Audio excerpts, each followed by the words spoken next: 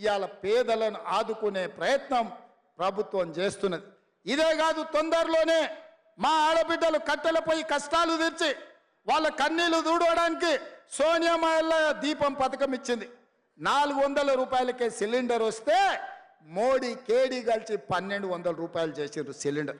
అందుకే ఎన్నికలప్పుడు మాట ఇచ్చినాం, 500 రూపాయలకే ఆడబిడ్డలకు మీ ఇంటికి సిలిండర్ తెచ్చి ఇస్తామని చెప్పినాం.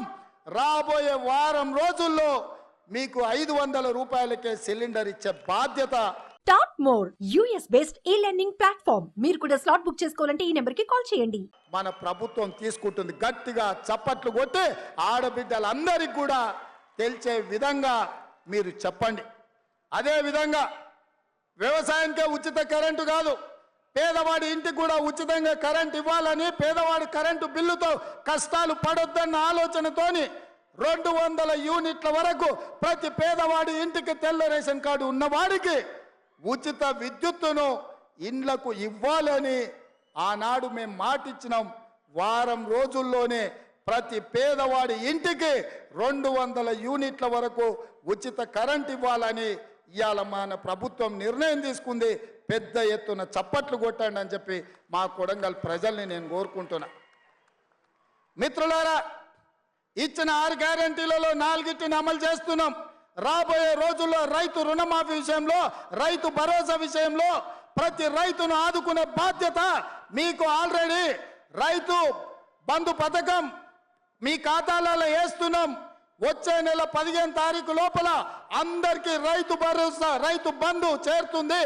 ఏ ఒక్క రైతుకు బకాయి లేకుండా పూర్తిగా మీకు డబ్బులు ఇచ్చే బాధ్యత మన ప్రభుత్వం తీసుకుంటుంది.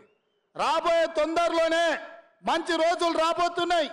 రైతులకు మాట ఇచ్చిన ప్రకారం మీ 2 లక్షల రూపాయల రైతు రుణమాఫీ చేసే బాధ్యత, రైతుకు రుణ విముక్తి చేసి అప్పుల బాధ నుంచి తప్పించే బాధ్యత మన ప్రభుత్వం ఇందిరమ్మ రాజ్యంలో చర్యలు చేపడుతుందని చెప్పి ఈ సందర్భంగా మిత్రులకు తెలియజేస్తున్నా.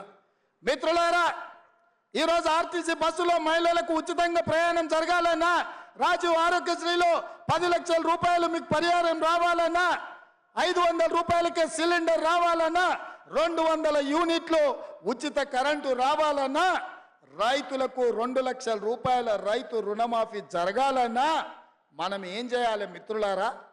ఏం చేయాలి? ఏం చేయాలి? ఏం చేయాలి? గట్టిగా, ఇంకా గట్టిగా, ఇంకా గట్టిగా ఢిల్లీలో ఉన్న మోడీకి వినిపించాలి, గల్లీలో ఫామ్ హౌస్లో వండుకున్న కేడీకి కూడా వినిపించాలి కొడంగల్ గలం. అందుకే మిత్రులారా, రాబోయే పార్లమెంటు ఎన్నికల్లో 14 పార్లమెంటు సీట్లను ఈ తెలంగాణ గడ్డ మీద నుంచి గెలిపించాలి. మీరందరు సిద్ధమేనా? సిద్ధమన్న వాళ్ళందరూ చేతులు పైకెత్తండి. సిద్ధమేనా? సిద్ధమేనా? సిద్ధమేనా? సిద్ధమేనా? సిద్ధమేనా? జై కాంగ్రెస్! జై జై కాంగ్రెస్!